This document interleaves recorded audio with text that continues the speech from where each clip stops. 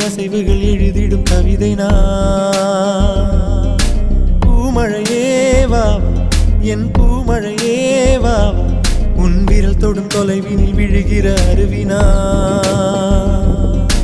நீரில்லாமல் மீன்களும் வேறில்லாமல் பூக்களும், பாவம் தானே பூமியில் சிலுவைகளும் சிறகென பறந்திடும். தேவதையேவா என் தேவதையேவா.